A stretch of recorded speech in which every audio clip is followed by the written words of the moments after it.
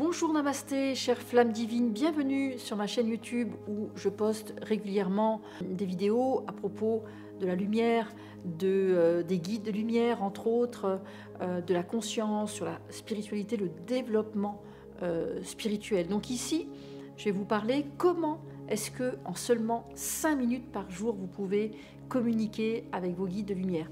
Le premier point en fait, ce qu'il faut comprendre, c'est que si dans la vie de tous les jours, si on ne fait rien, en tout cas je vais vous donner mon point de vue, mais dans la vie de tous les jours, si vous ne faites rien de plus ou de particulier, ça va être difficile d'amener du changement. C'est-à-dire qu'à un moment, il faut trouver la possibilité d'élever en fait votre énergie pour pouvoir...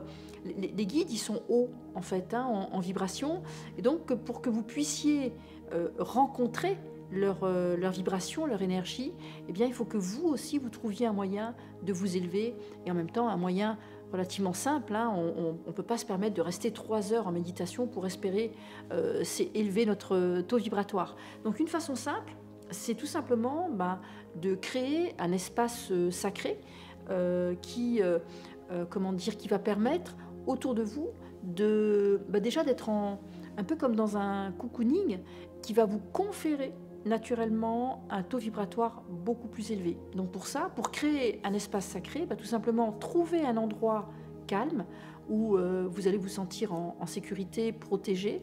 Et par exemple, vous pouvez allumer une petite bougie.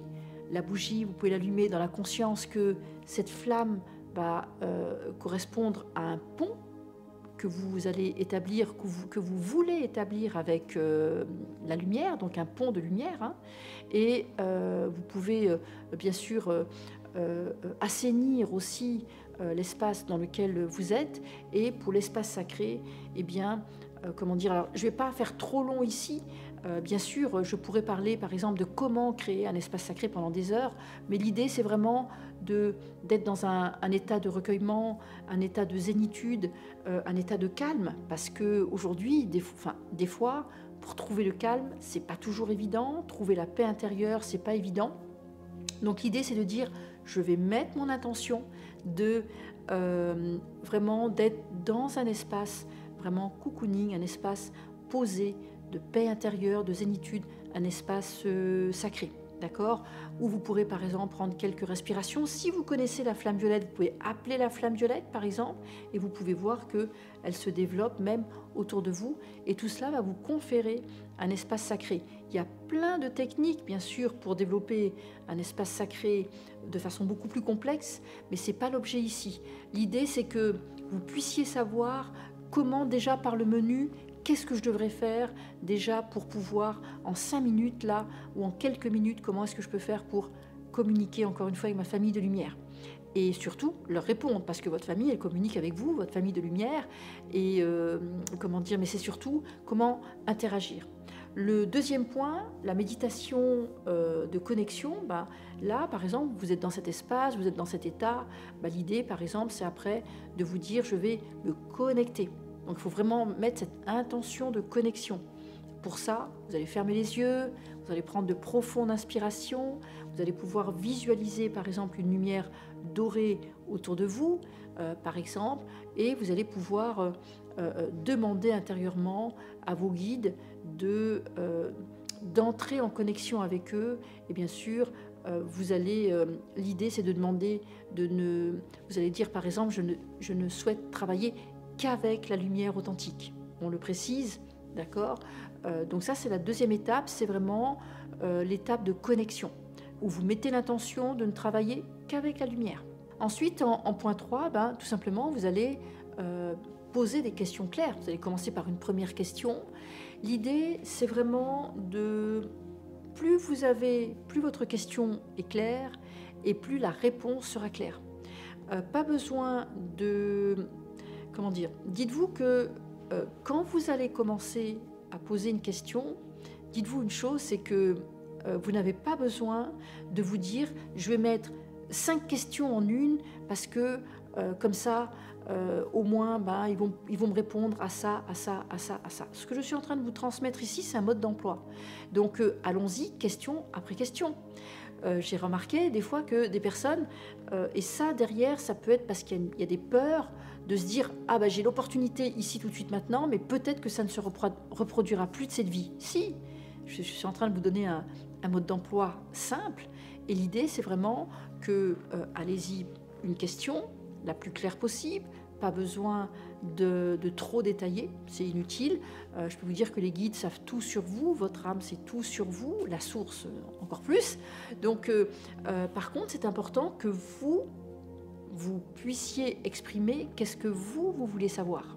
Parce que on n'a pas toujours envie, comment dire, vos guides vont vous répondre, votre famille de lumière va vous répondre, et ils vont répondre à votre attente. D'accord?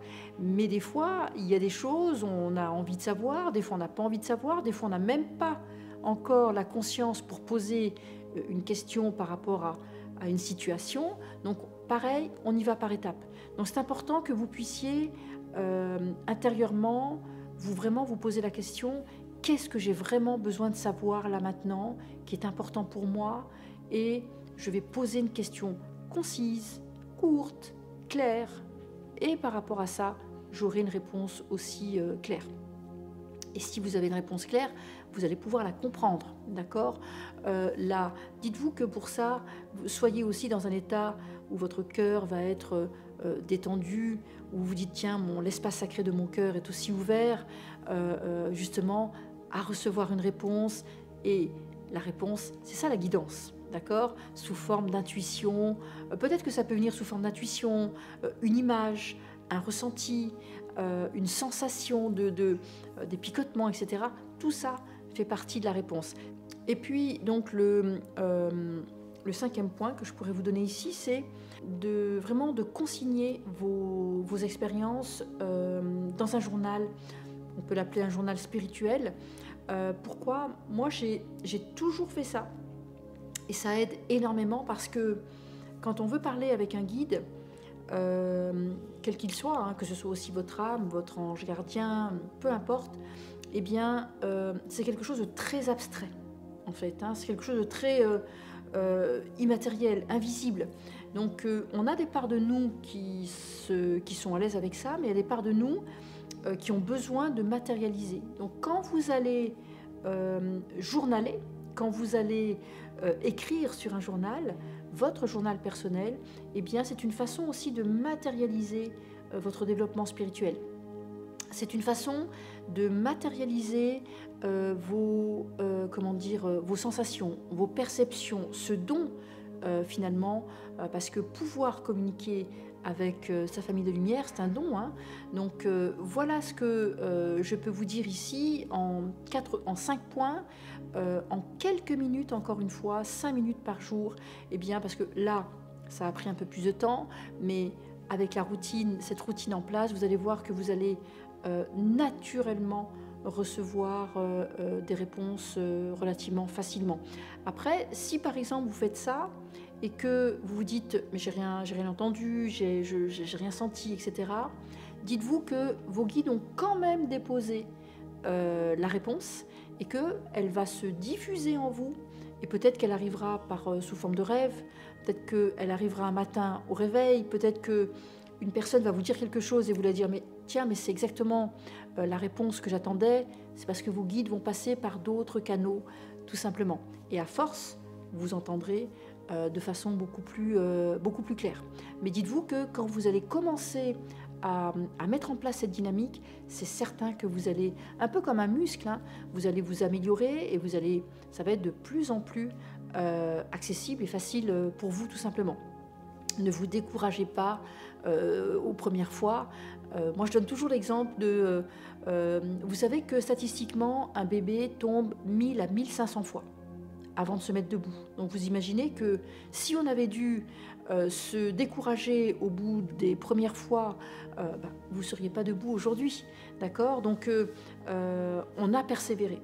Donc ce qui paye, c'est vraiment de persévérer, vraiment d'être dans cette détermination, d'être dans dans ce mouvement comme ça. Si vous le voulez, il n'y a aucune raison que vous n'y arrivez pas.